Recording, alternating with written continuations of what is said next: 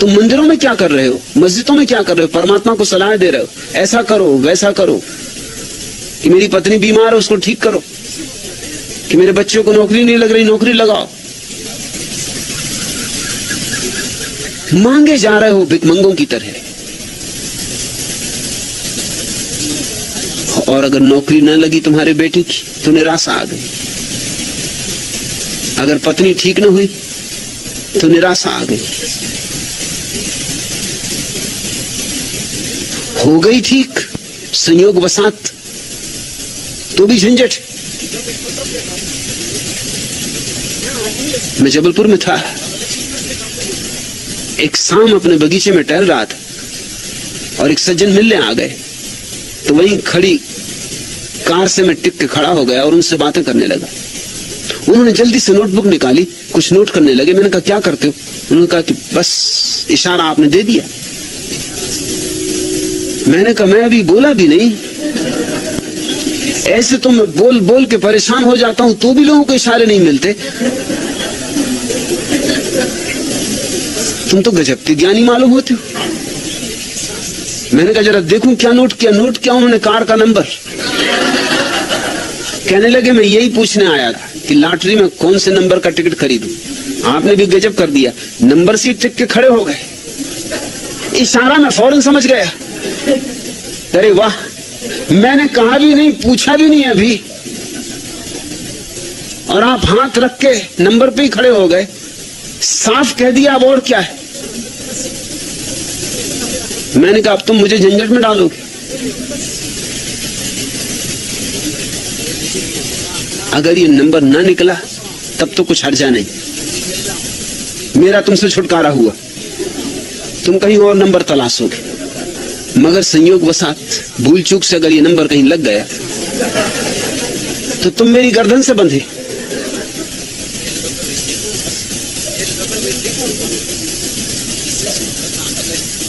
लोग वासनाओं से भरे, तृष्णाओं से भरे, अपनी कल्पनाओं के जाल से भरे चल रहे हैं।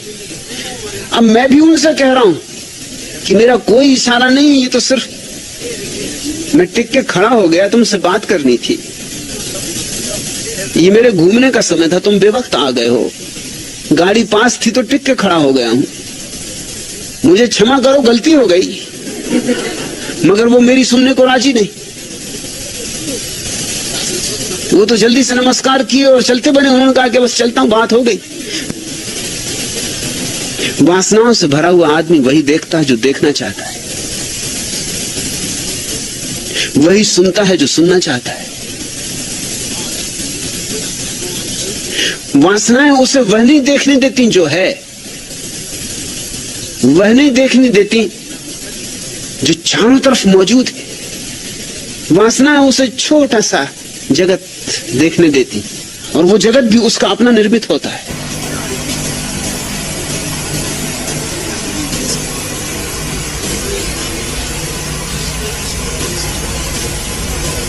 चंदूलाल उन दिनों सड़क के किनारे विज्ञापनों के बड़े बड़े बोर्ड बनाया करता था।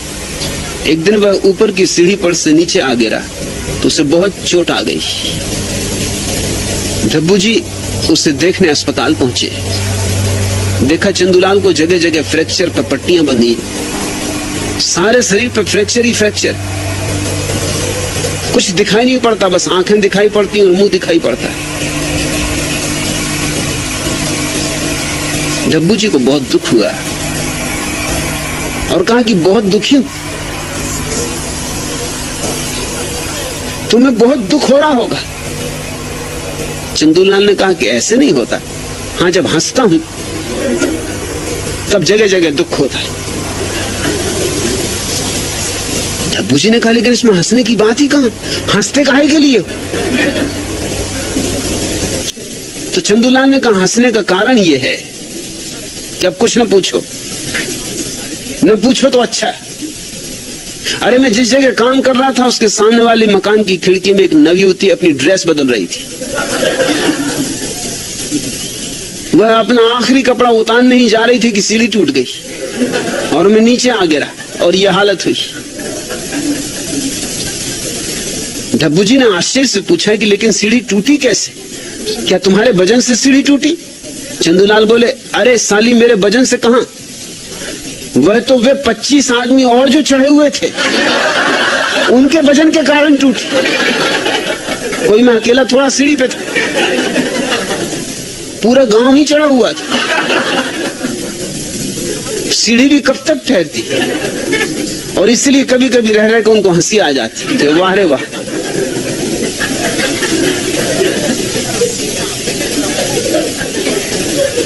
लोग जो देख रहे हैं, लोग जो सुन रहे, वह नहीं जो है। उनकी अपनी कल्पना के जाल, उनके लिए वो काफी कीमतें छुपा रहे हैं। जिंदगी भर गमाते, हड्डी पसली टूट जाती, अस्थि पंजर रह जाते, मगर रोग वही पुराने के पुराने। इसीलिए सत्य को कहना मुश्किल। कल रात ही एक भारतीय मित्र ने, जो अमेरिका में निवास करते, संन्यास लिया। मैंने उन्हें नाम दिया अशोक मुनि।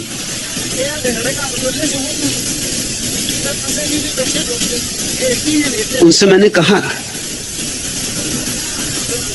अशोक शब्द बुद्ध का शब्द है। बुद्ध के पहले ज्ञानी अशोक की बात नहीं करते थे, आनंद की बात करते थे। आनंद का अर्थ होता है विधायक, और अशोक का अर्थ होता है दुख नहीं, नकारात्मक। बुद्ध को मजबूरी में अशोक की बात करनी पड़ी कि लोग ये सुन के कि परमात्मा सच्चिदानंद है, उसके प्रति ही वासना करने लगे। आनंद है तो पाके रहेंगे। आनंद शब्द उनके भीतर गुदगुदी उठाने लगा। आनंद शब्द उनकी लाट टपकाने लगा। आनंद शब्द पर उनका लोभ लगने लगा, वासना जगने लगी। आनंद है तो पाके रहेंगे। आनंद से उन्होंने समझा कि महासुख, अनंत सुख, सुख ही सुख, जिसमें दुख बिल्कुल नहीं बचा, ऐसा। तो फिर दौड़ पड़े लोग। मगर आनंद की शर्त ही यही कि जब तक वासना है तब तक उपलब्ध नहीं होता। परमात्मा ने भी खूब उल्टी शर्तें लगा रखी कि जब तक दौड़ोगे, जब तक वासना करोगे, तब तक आनंद उपलब्ध नहीं होगा। अब लगी फांसी। और आनंद चाहिए, मगर चाहिए तो मिलेगा नहीं। आनंद मिलता है उनको जिन्हें कुछ भी नहीं चाहिए, जो कहते चाय ही गई। जिनके भीतर चाह का तूफान अंधड़ नहीं रह जाता, उनको आनंद मिलता है। लोग सोचते हैं परमात्मा तक को धोखा दे देंगे। वो कहते चलो यही सही, चलो चाह ही छोड़ देंगे। अगर चाह छोड़ने से ही आनंद मिलता हो तो हम इसके लिए भी राजी। मगर भीतर उनके भाव अब भी वही, मिलना चाहिए आनंद। चाह छोड़ने तक को राजी। मुझसे लोग पूछते हैं तब पक्का है कि मिलेगा? हम चाह भी छोड़ देंगे। मगर कहां चाह छोड़ रहे हो तुम तो चाह को पक्का किए ले रहे हो। पक्का है मिलेगा, चलो ये भी करेंगे। अगर चाह छोड़नी तो ये शर्त भी पूरी कर देंगे। मगर ऐसा आदमी बीच बीच में आंख खोल कर देखता रहेगा, अभी तक मिला नहीं। चाह की चाह गई और आनंद का कुछ पता नहीं। अब कितनी देर और लगेगी? मगर ये बीच बीच में आंख खोल कर देखना ही बता देगा कि अभी चाह उतनी की उतनी मौजूद है जितनी पहले थी, छिप के मौजूद है। बुद्ध के पहले उपनिषदों ने परमात्मा की सीधी विधायक व्याख्या की थी, सच्चिदानंद, वह परम आनंद। बुद्ध ने परिभाषा बदल दी। देखा कि लोग समझे नहीं उसे, लोगों ने गलत समझा। लोगों ने आनंद को ही अपना लक्ष्य बना लिया। बुद्ध ने कहा परम अवस्था का केवल इतना ही अर्थ है कि वहां दुख नहीं। सुख की मत बात करो, सिर्फ दुख नहीं। इस भेद को जरा समझना। अगर कोई कहे कि वहां परम आनंद है तो एकदम उत्साह उठती है, उमंग उठती कि पालें। और कोई कहे कि वहां दुख नहीं है तो दिल बैठ जाता है कि दुख नहीं, बस इतना ही। कुछ और बताएं, मिलेगा क्या? बुद्ध कहते हैं मिलेगा यही कि दुख नहीं, दुख निरोध। बुद्ध ने शब्द उपयोग किया दुख निरोध, कि वहां दुख न रह जाएंगे। दोनों में बड़ा फर्क हो गया। बात एक ही थी, मगर वासनाग्रस्त लोगों बुद्ध की बात नहीं जमी। आज भी वे उपनिषद दोहराए जा रहे हैं और बुद्ध को तो कब का भुला चुके। भारत से तो बुद्ध की जड़ें उखाड़ के फेंक दी। हालांकि बुद्ध ने जो किया था वो महत्कारी था, बहुत अद्भुतकारी था। बुद्ध ने चेष्टा की थी कि तुम्हारे भीतर वासना को बिल्कुल ही काट दिया जाए ताकि तुम्हें आनंद मिल जाए, मगर तुम चूक गए। तुम बुद्ध से चूके, तुम बुद्धों से चूकते रहे हो, क्योंकि तुम्हारी भाषा का जाल बुद्ध ने तोड़ने की कोशिश की। बुद्ध ने नई भाषा रची। बुद्ध ने कहा वह परम अवस्था, उसका नाम मोक्ष नहीं, उसका नाम निर्वाण। क्यों मोक्ष क्यों नहीं? क्योंकि मोक्ष का अर्थ होता है मैं रहूंगा वहां, मुक्त होकर रहूंगा। लेकिन मैं रहूंगा और मुक्त होकर रहूंगा।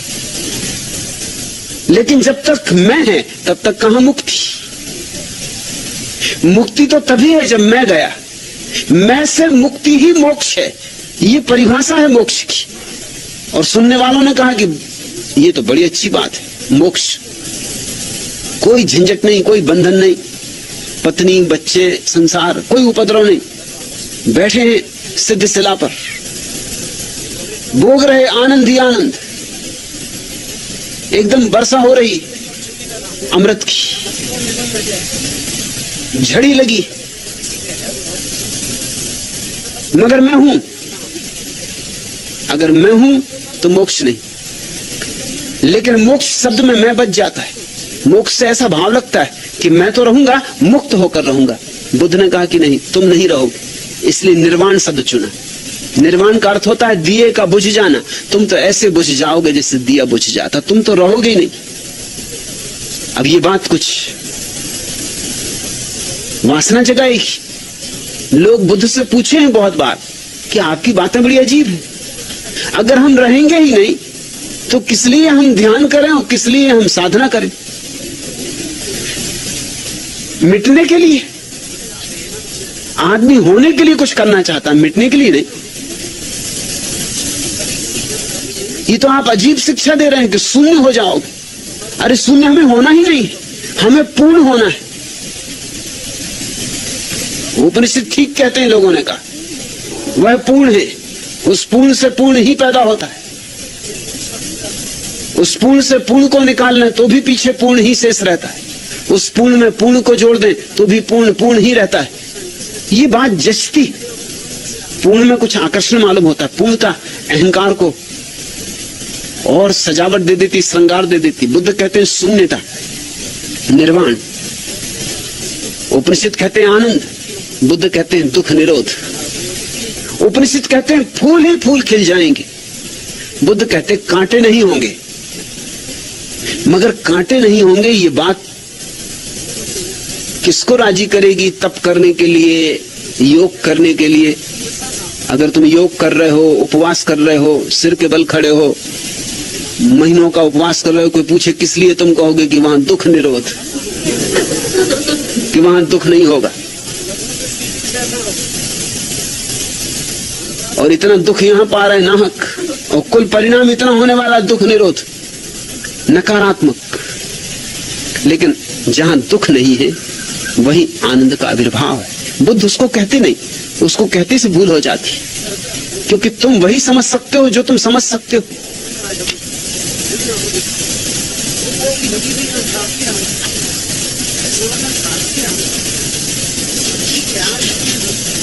एक सिनेमा गृह में अच्छी फिल्म लगी हुई थी।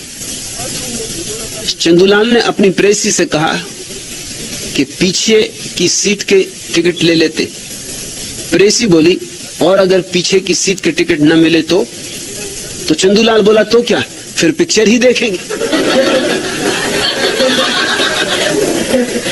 लोगों की अपनी भाषाएं, लोगों के अपने हिसाब। लोग बड़े बचकाने। छोटा बच्चा अपनी बूढ़ी दादी से पूछता है, दादी माँ क्या आप तैं बोल सकती? दादी ने कहा, बेटे क्यों नहीं बोल सकती? बच्चा बोला, अच्छा तो बोलिए, क्योंकि माँ कह रही थी कि जब ये बुढ़िया टैं बोलेगी तो बहुत सारा पैसा मिलेगा।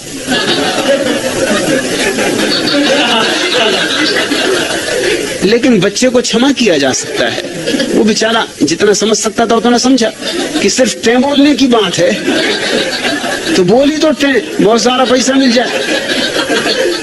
उसे क्या पता कि टैं बोलने के पीछे बड़े राज।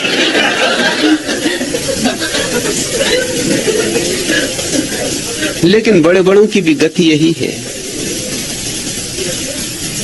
न तो तुमसे जो कहा जाता है वह तुम समझते हो, न तुम जो देखते हो वह तुम समझते हो। जब तक मन है तब तक तुम सब कुछ विकृत कर लोगे। मन से मुक्त होकर ही सत्य दिखाई पड़ना शुरू होता, तब ये संसार अद्भुत है। तब ये संसार माया नहीं, माया इसे तुम्हारे मन ने बनाया है। माया का जाल तुम्हारे मन ने इस पे फैलाया है। भर्तहरि घर द्वार छोड़कर जंगल चले गए। जंगल में ध्यान करने बैठे। सम्राट थे, बहुत धन दौलत थी, सब छोड़ आए थे। सुबह सुबह अंधेरे में ध्यान कर रहे, तभी सूरज की पहली पहली किरणें उतरनी शुरू हुई। प्रभात हुई, आंख खुली, ध्यान से देखा, सामने ही पगडंडी पर एक बड़ा हीरा पड़ा है, सुबह की रोशनी में चमकता हुआ। इससे बड़े बड़े हीरे छोड़कर आए थे। आदमी का मन देखते हो, लेकिन एक क्षण को लालसा जग गई कि उठा लूं। चौंक गए, समझ गए, नहीं उठाया, मगर एक क्षण को वासना ने घेर लिया। एक क्षण को मन वापस लौट आया। भूल ही गए कि मैं सब छोड़ आया, इससे बड़े बड़े हीरे छोड़ आया। इस हीरे की क्या औकात, क्या बिसात। मेरे पास खजाने थे जिनमें हीरे हीरे भरे थे, इनको छोड़ के आया हूं और इस हीरे को, रास्ते पे पड़े हुए हीरे को उठाने की इच्छा उठ रही, इसलिए घर छोड़कर आया हूं, महल छोड़कर आया हूं। मगर एक क्षण को वासना पकड़ ली। वासना इतनी तीव्रता से पकड़ती है, इतनी गतिमान है। कहते हैं प्रकाश की गति बहुत तेज होगी, मगर वासना के मुकाबले नहीं। कहते हैं वैज्ञानिक कि प्रकाश 1 सेकंड में 1,86,000 मील चलता है,